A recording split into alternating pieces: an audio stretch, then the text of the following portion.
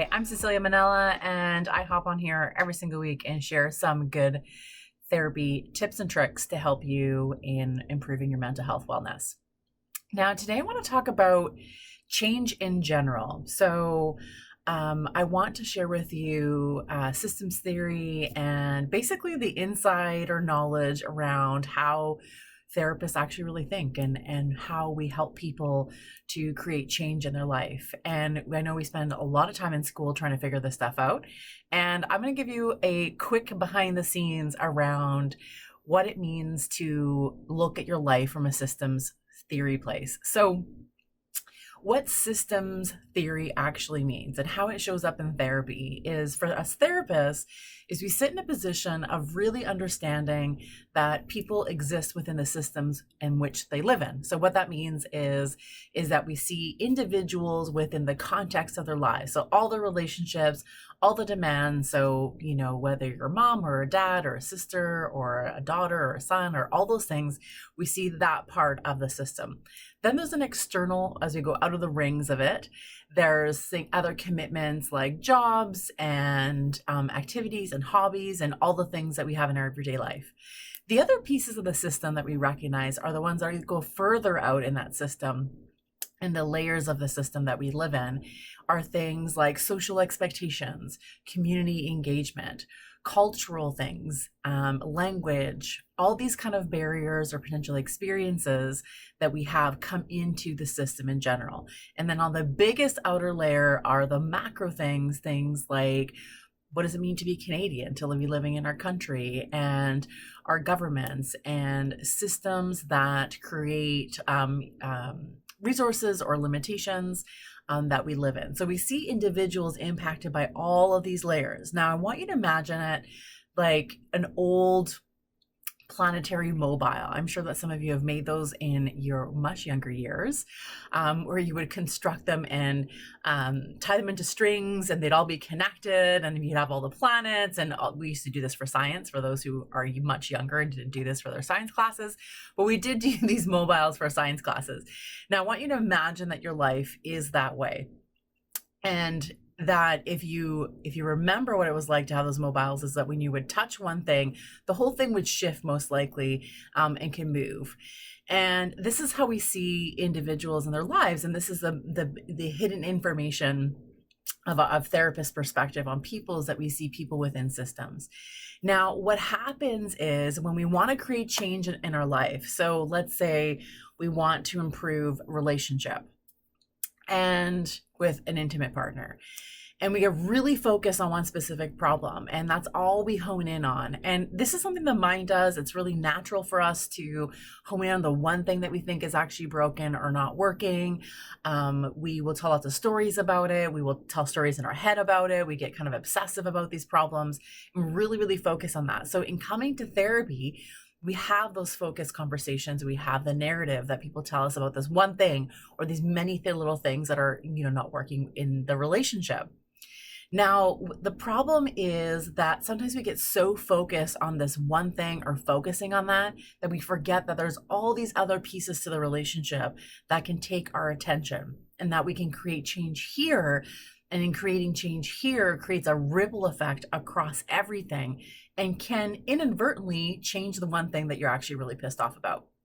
Now, why does this work? It works because you cannot create change in one area and keep that siloed and separate from everything else in your life. So if we fundamentally believe that all pieces of us, all these relationships, all of our demands, all our gender, everything comes into play in our own individual experience. And if we believe that to be true, then that means that if I create change in any areas of my life, then there's going to be a ripple effect in all pieces of my life and everywhere that I show up. Now, why is this important to know?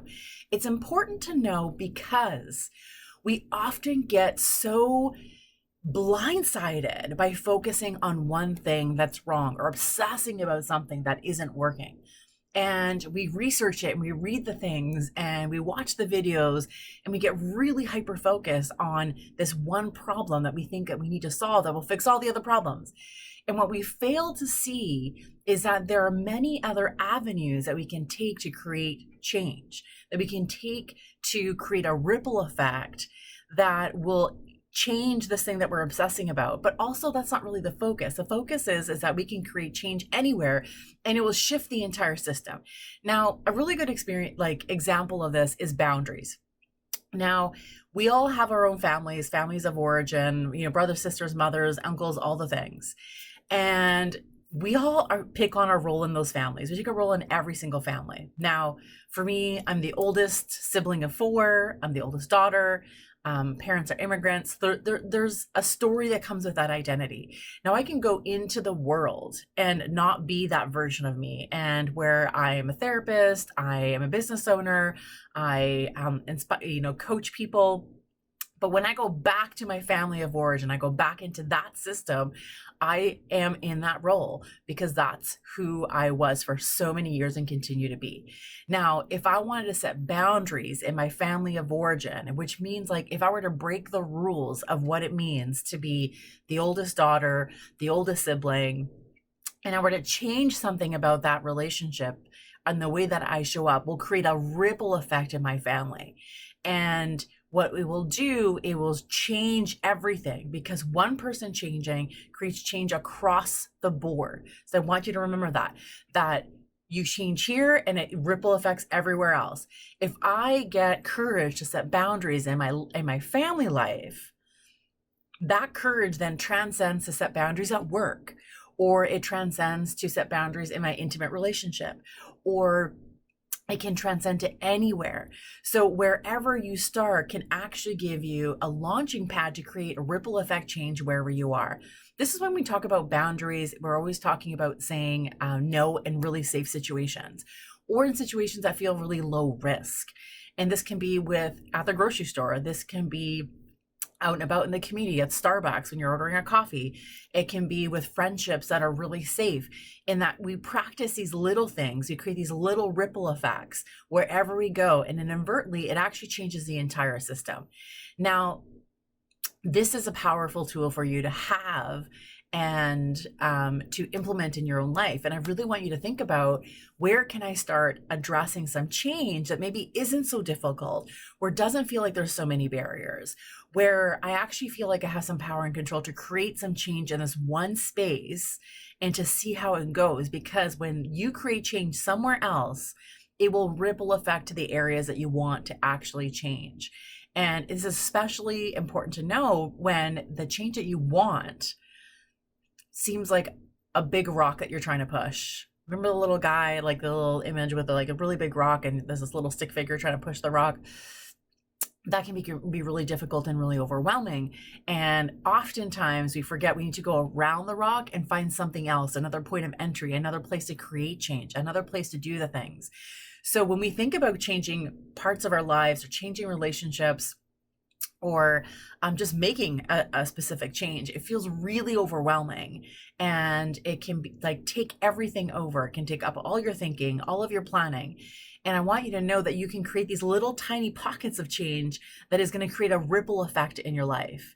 And it's true also the opposite way. So when something changes in some parts of your life, know that if that change is going to be harmful to you or hurtful to you or difficult for you, it's going to create a ripple effect in all the other parts of your life as well. So we can use this information for creating positive change, but also in understanding yourself when you are faced with challenges and faced with difficulties, and we want to silo these things like, oh, this happened at work, but this doesn't affect my ability to show up as a mom. Well, of course it does. Or this happened over here in this relationship, but it's not going to affect my ability to show up as a really good spouse. Well, of course it's going to affect your ability to show up as a spouse. So knowing that everything is connected and interconnected in your life, that is systems theory. And that is a little insider knowledge I can share with you around how us therapists really think. We see people within the systems. And this is how we gauge how we can create some change, but also in understanding the difficulties that people are having and the difficulties that we're having. I hope you found this helpful. I hope it inspires you to take a little bit of a look of your life and finding little pockets of places that you can actually create some change that doesn't feel super overwhelming to you. And that it also helps you sit in a place of understanding and empathy for yourself when you can see that there's been all of these changes and and you're asking yourself, why am I feeling so tired? Why am I feeling so exhausted? Why am I feeling so low? Is that there's an understanding that these other things have actually influenced that. So I hope you found this helpful, and I'll see you next week.